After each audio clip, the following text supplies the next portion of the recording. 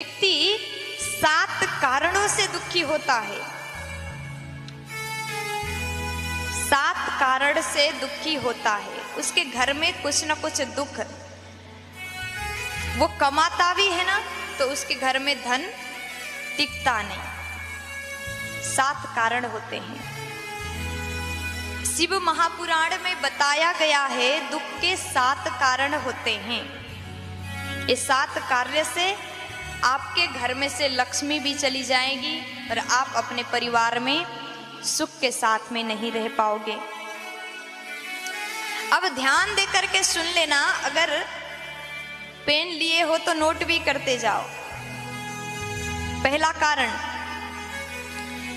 आपने सोचा भगवान शंकर जी के मंदिर में जाऊंगा, खूब सारा जल चढ़ाऊंगा और 21,000 बेलपत्री चढ़ा करके चंदन लगा करके आज तो महादेव को खुश करके ही घर आऊंगा। क्योंकि मन में कामना है, मन में विविध प्रकार के मांग है, आज तो भगवान को खुश करूंगा। चले गए, गंगा जल ले गए, लोटा लोटा भर भर के शंकर जी को जल चढ़ा रहे हैं, बेलपत्री चढ़ा दिया, चंदन लगा दिया।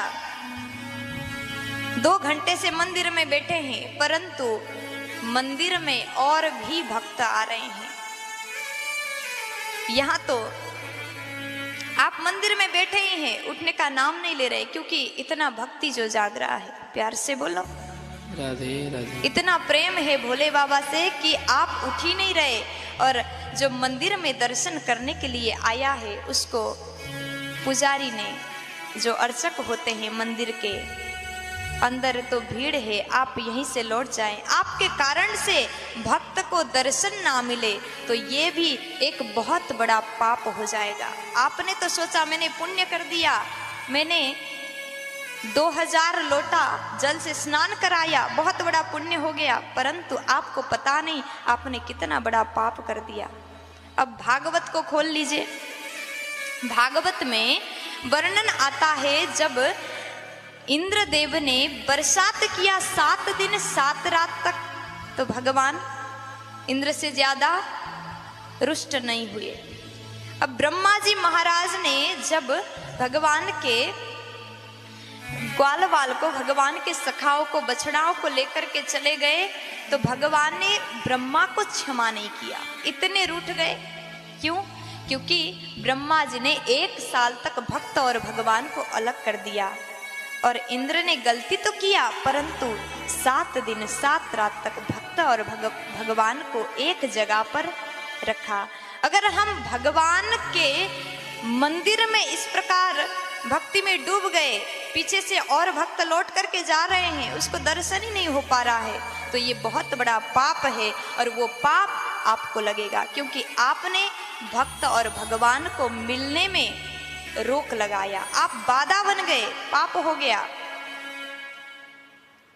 ऐसा करने से भी आपके घर में बहुत बड़ा दुख आ सकता है, बहुत बड़ा संकट आ सकता है। अब दूसरा कारण क्या है?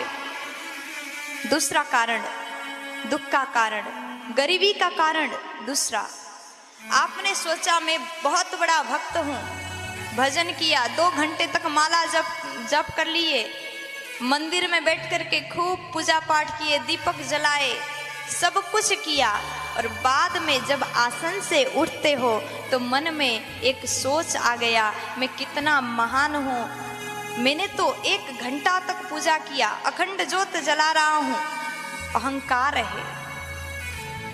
भागवत में वर्णन आता है, ये बात शिव महापुराण में लिखा गया है, परंतु भागवत में भी आता है प्रसंग, अपने द्वारा किए हुए भजन पूजन आदि कार्य को भी भगवान के चरण में अर्पित करना चाहिए। प्रभु हम कुछ नहीं हैं, स्वयं को जब नैत्यानुसंधान करना सीख जाओगे तब तुम महान बनोगे।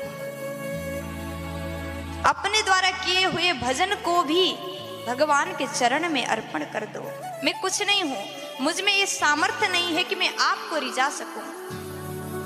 अगर भजन का, भक्ति का भी अहंकार हुआ तो गरीबी घर में आ सकता है, ये भी दुख का कारण हो सकता है। ये बात मैं आज आपको बता रही हूं, जो आप आपको पता नहीं है, आप इस बात को देख नहीं पाओगे। और दुख का तीसरा कारण आपने खूब दान किया, खूब भजन किया, खूब पूजा पाठ किया, 2 घंटे 3 घंटे आपने गोविंद के सानिध्य में बैठ करके माला जाप किया, और बाकी और समय दिन के 3 घंटे तो भजन किए, और अन्य समय आपके द्वारा, आपके वचन के द्वारा किसी के नेत्र में अश्रु आ गए, किसी का मुस्कान आपके बात ने लूट लिया, तो भी आपके घर में बहुत बड़ा संकट आ जाएगा। ये भी एक बहुत बड़ा पाप है। इसलिए कभी किसी को रुलाए नहीं। हो सके तो कहा जाता है आप 1000 दीपक जलाओ और आप कर नहीं पाओ तो आप भजन मत करो, मंदिर मत जाओ, दान मत करो, पुण्य मत करो, पूजा पाठ मत करो। एक दिन में एक व्यक्ति को हंसा सको, उसके चेहरा में आपके वजह से अगर मुस्कान आ गया तो सबसे बड़ा पुण्य का काम हो गया।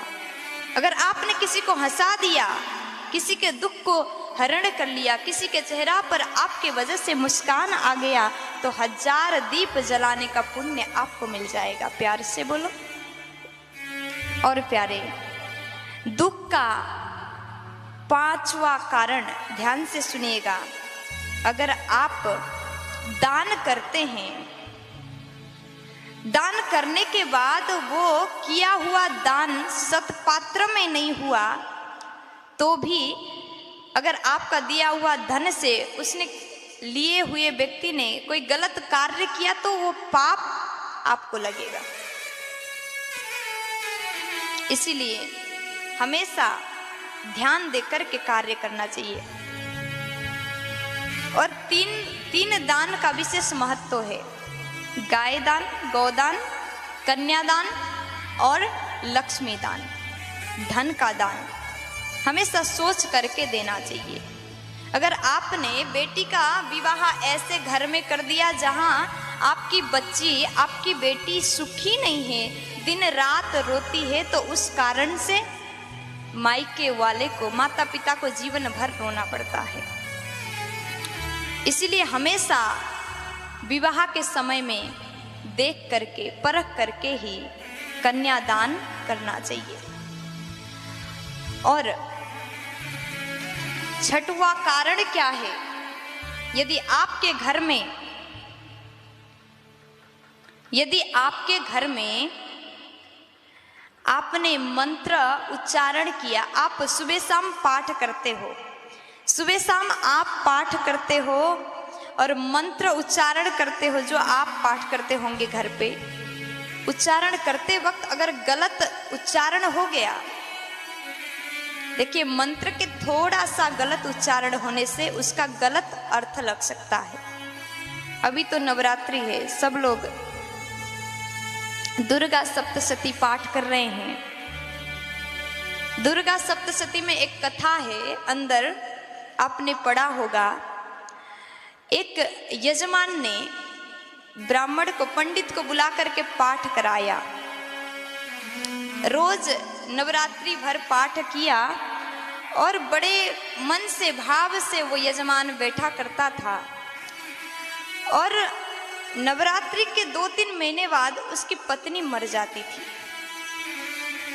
दोबारा विवाह किया, तीसरा किया, चौथा किया, ऐसा ही हुआ। सभी पत्नियां मर जाती हैं। तो गुरुजी के पास चला गया, गुरुजी क्या किया जाए, मैं बहुत बड़े संकट में हूं। तो अगले नवरात्रि में जो पंडित द्वारा पाठ कराते थे उनको बुलाया घर में, और उनके गुरुजी ने अंदर बैठ कर के मंत्र सुना, जो मंत्र पाठ हो रहा था।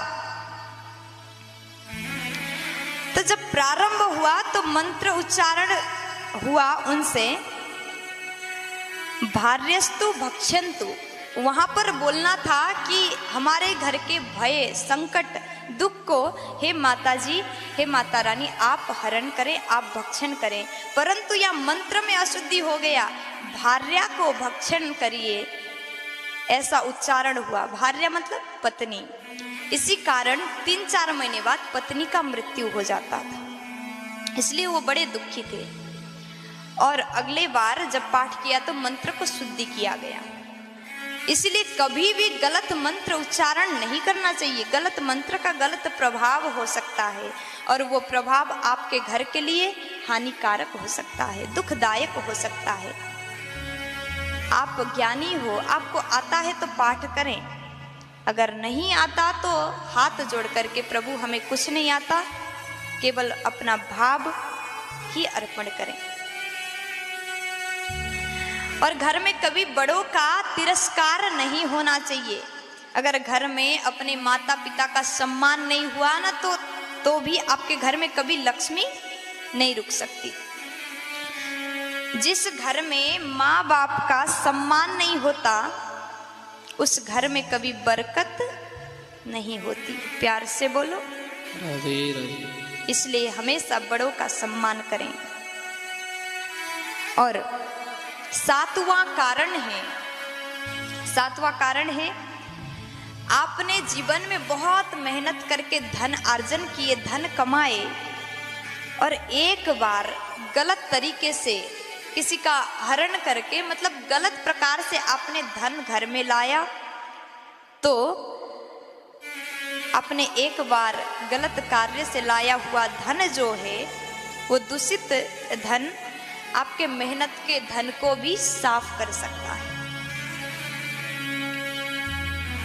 ये 7 कारण हमने आपको बताया दुख का। अगर आप द्वारा भी ये गलती अगर हुआ हो तो जरूर सुधार लीजिएगा।